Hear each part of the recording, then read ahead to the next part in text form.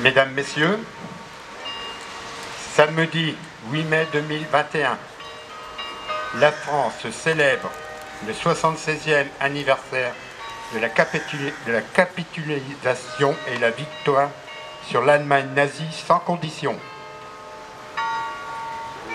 Drapeau haut.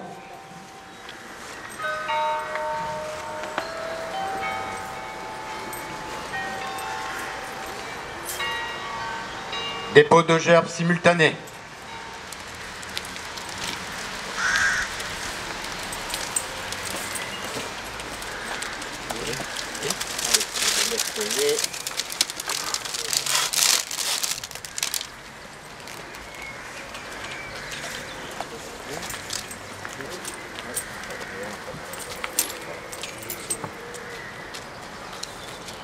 Au mort.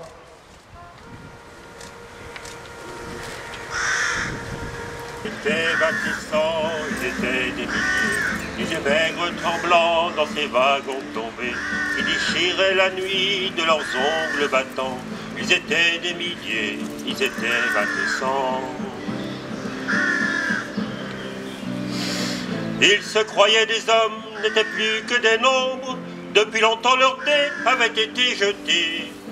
Dès que la marbre tombe, il ne reste qu'une ombre, ils ne devaient jamais plus revoir un été.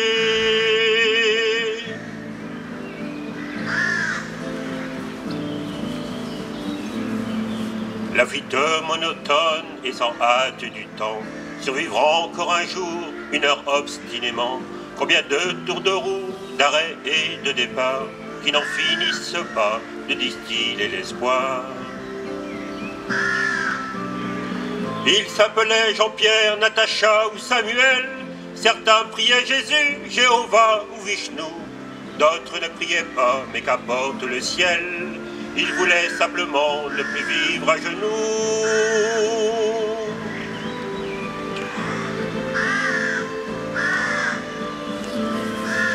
Ils n'arrivaient pas tous à la fin du voyage. Ceux qui sont revenus peuvent-ils être heureux? Ils essaient d'oublier, étonnés qu'à leur âge, les veines de leurs bras soient devenues si bleues. Les Allemands guettaient du haut des miradors, la lune se taisait comme vous vous taisiez. En regardant au loin, en regardant dehors, votre chair était tendre à leurs chiens policiers.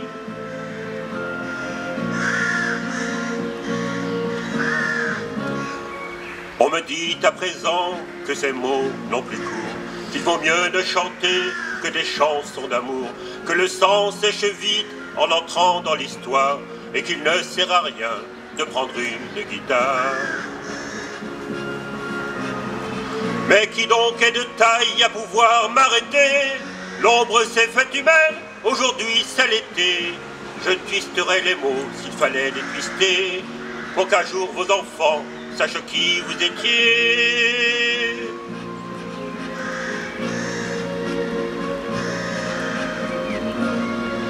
Vous étiez bâtissants, vous étiez des milliers, nus et maigres tremblants, dans ces wagons plombés, qui déchiriez la nuit de vos ongles battants. Vous étiez des milliers, vous étiez bâtissants.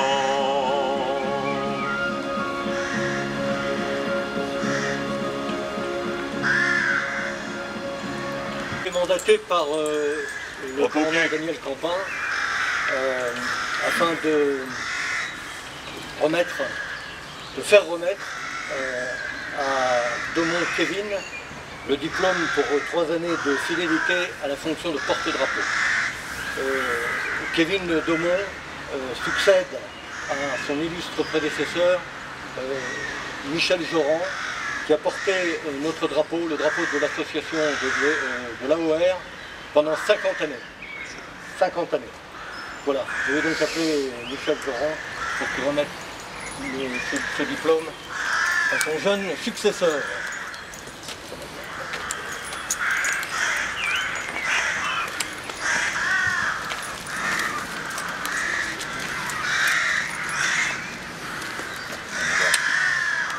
Aussi clairement. Bon.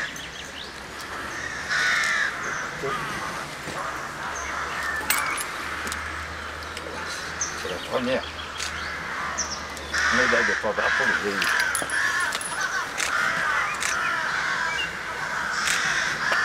Avec dignité.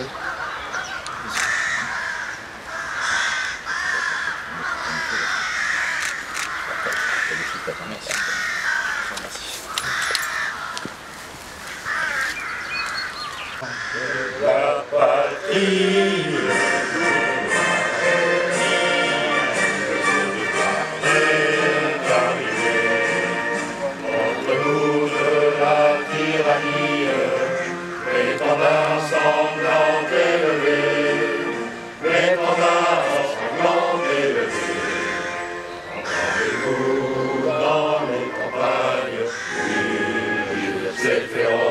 Soldats qui viennent jusque dans nos bras, égorger nos fils et nos compagnes, aux âmes formez vos bataillons, marchons, d'un sang impur, à la preuve de Sion. Drapeau bas. Message de l'Union française des associations des combattants et des victimes de guerre. L'UFAC souhaite que ce message soit lu par une dame ou un garçon. Il convient que la lectrice ou le lecteur ait non seulement lu le texte auparavant, mais aussi qu'il ait été explicité. Il appartient donc à une instance éducative ou associative contactant le futur lecteur ou la future lectrice d'assurer cette information à travers, entre autres, des témoignages. Le 8 mai 1945, jour de la victoire, la France était présente aux côtés des Alliés pour participer à la signature de l'acte qui consacrait solennellement la capitulation sans condition de l'Allemagne nazie. En ce 76e anniversaire de cette victoire qui marqua la fin de la guerre en Europe, rendons hommage à tous les soldats alliés et français de la métropole et des territoires d'outre-mer, aux volontaires de la résistance, à tous ceux qui sur terre, sur mer et dans les airs unirent leurs forces pour vaincre le fascisme et le nazisme. Tous les êtres humains disparus, tués sur les champs de bataille, exterminés dans les camps de concentration, massacrés, torturés, fusillés, pour actes de résistance, morts en captivité ou écrasés sous les bombardements, méritent notre respect et la fidélité de notre souvenir. Aujourd'hui, le fanatisme religieux, le terrorisme, le réveil des nationalismes menacent la paix, la sécurité des peuples, la liberté et les droits de l'homme. Aussi, fidèles au souvenir de celles et de ceux qui ont sacrifié leur vie pour un monde sans guerre et sans haine, l'Union française des associations des combattants et des victimes de guerre appelle tous nos concitoyens à poursuivre le combat en faveur de la solidarité et de la paix. Vive la République, vive la France. Merci Madame la conseillère départementale.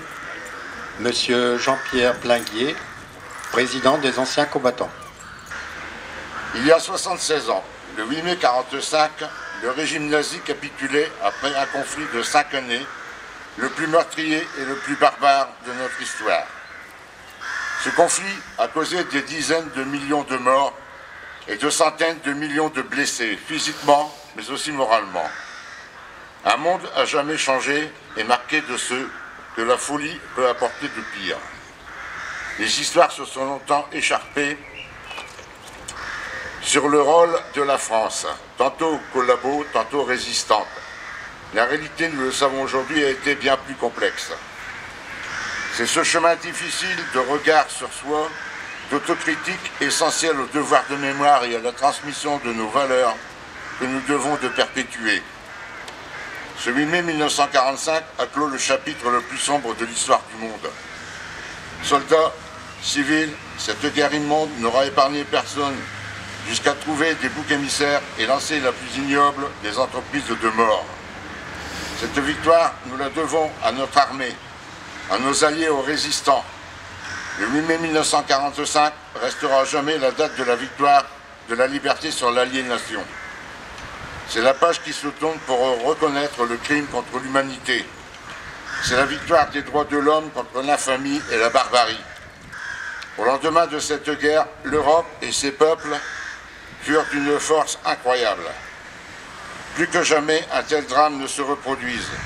Les pays autrefois alliés ou ennemis se sont unis dans un chantier titanesque pour reconstruire la paix. 76 ans plus tard, si l'Union européenne est parfois décriée, force est de constater que le continent est toujours en paix. Pourtant, notre monde semble toujours aussi fragile et la paix friable. Les menaces qui pèsent sur notre civilisation, les conflits qui déchirent certaines parties du globe et les appels à la haine sont des symptômes qui doivent tous nous alerter. C'est pourquoi aujourd'hui, comme chaque année, il nous faut encore et toujours accomplir ce devoir de mémoire, sans faiblir et sans lassitude. Il nous faut nous souvenir de tous ceux qui ont œuvré pour la paix et pour la liberté. Chacune de nos familles a été touchée par ce conflit.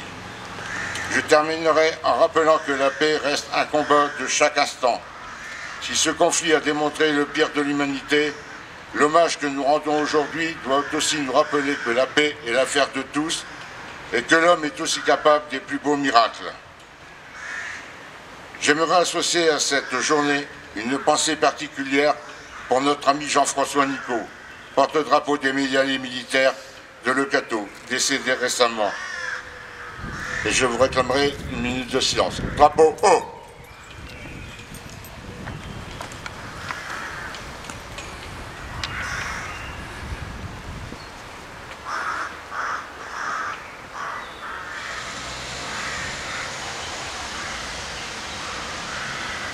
Merci, drapeau au pied.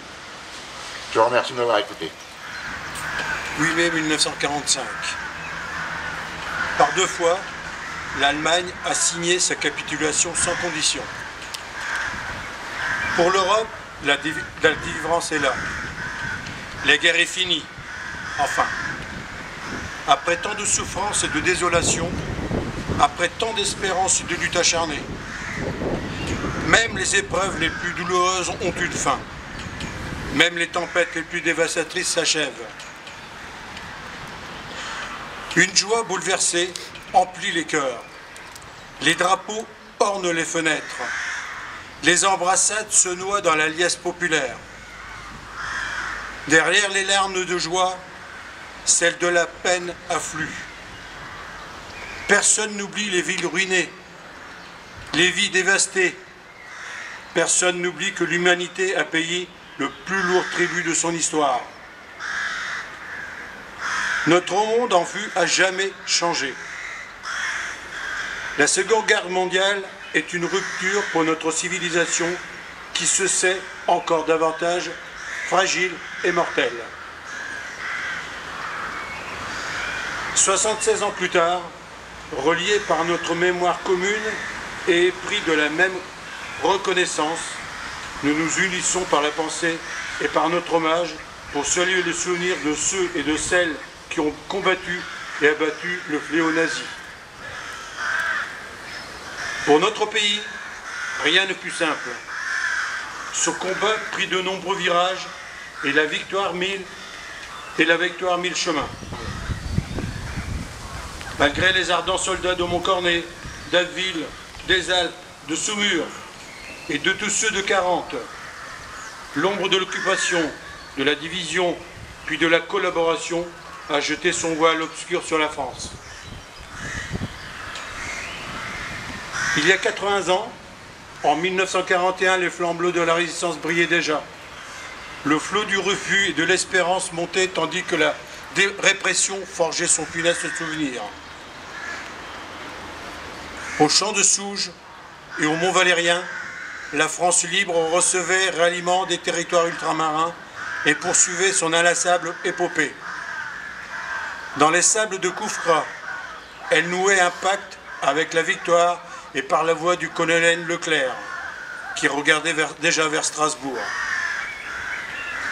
À l'instar d'Hubert Germain, dernier des compagnons de la Libération, ce fut toute une jeunesse ardente, résistance, qui refusait la défaite et l'asservissement, qui refusait de servir la descente de l'occupant. Tous ils ont permis à la France de s'asseoir à la table des vainqueurs. Cela fut rendu possible par le combat acharné des armées françaises et des armées alliées, par les forces françaises libres qui jamais ne cessèrent la lutte, par le dévouement des résistants de l'intérieur, par chaque Française et Français qui a refusé l'abaissement de la France et la négation de ses valeurs.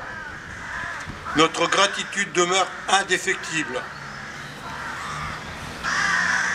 Entendons les mots de Malraux. Un monde sans espoir est irrespirable. La victoire de 1945 est le succès de l'espérance, mais elle est aussi l'aube d'un nouvel effort collectif pour la reconstruction, pour la paix et pour l'Europe. Hier comme aujourd'hui, face aux épreuves et aux crises du temps, la nation française se tient debout, résiliente et espérante. Unis et solidaires, souvenons-nous de l'adversité surmontée et de la liberté reconquise. Message du ministère des Armées et de Geneviève Darressec. Merci de m'avoir écouté. Je voudrais simplement remercier les membres des personnes présentes, les porte-drapeaux, ainsi que les représentants des forces vives, je dirais, pour cette cérémonie, sachant qu'elle se met en place d'une façon un peu particulière compte tenu des circonstances sanitaires. Voilà, donc l'hommage est rendu et je vous en remercie tous du plus fond du cœur. Merci.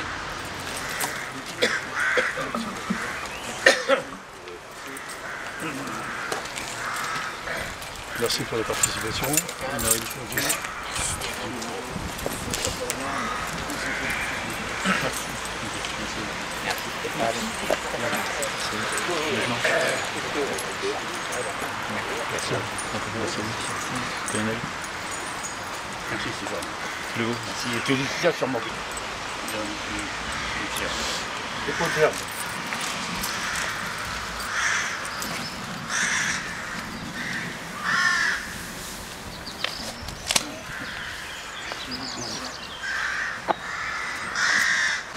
Voilà, il y a 57 ans, hier, 7 mai, à 17h30, les canons se taisaient dans la cuvette de Diebiampi.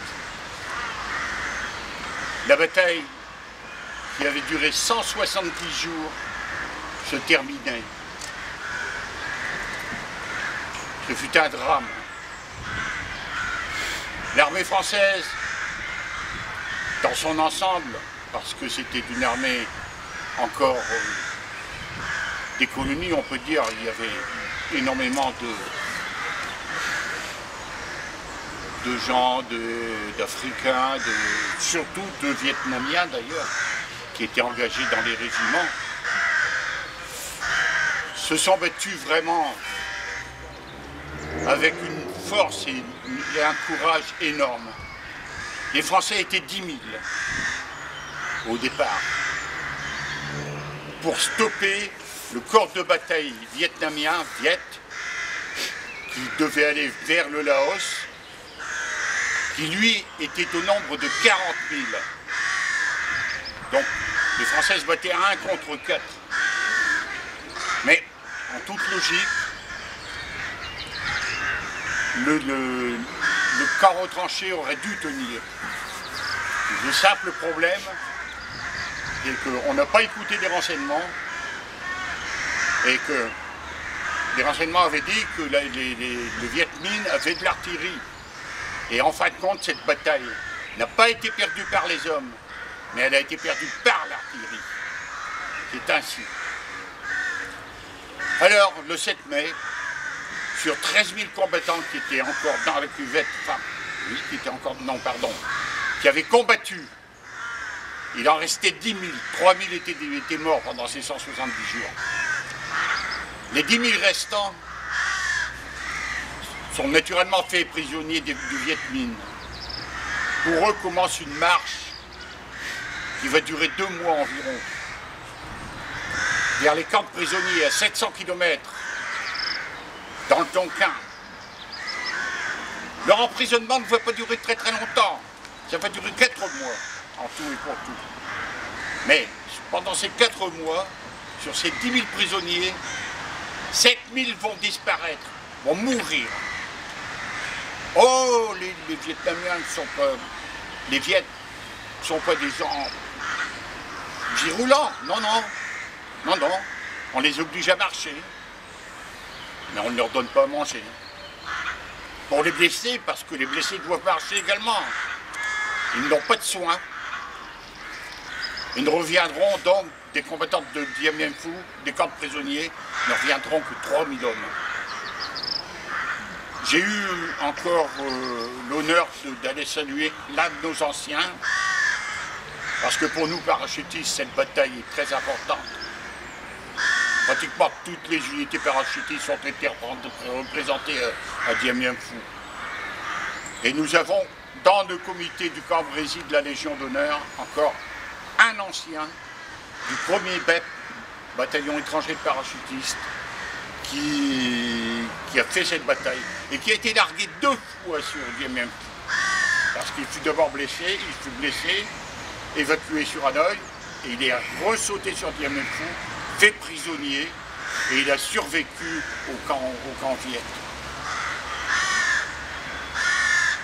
C'est un moment pour moi excessivement important chaque année. Je vais même le voir beaucoup plus souvent que ça, mais c'est excessivement important de pouvoir aller le saluer, parce que pour lui, pour moi, représente une page de gloire. Voilà. Je n'oublie pas non plus de saluer la mémoire de notre camarade Jean-François Nicot, qui était lui aussi un ancien d'Indochine, et je sais qu'il avait fait un beau séjour de combat en Indochine. C'était un garçon, un homme que j'estimais énormément. Voilà, j'en ai terminé. Je vous remercie énormément. Merci Bernard.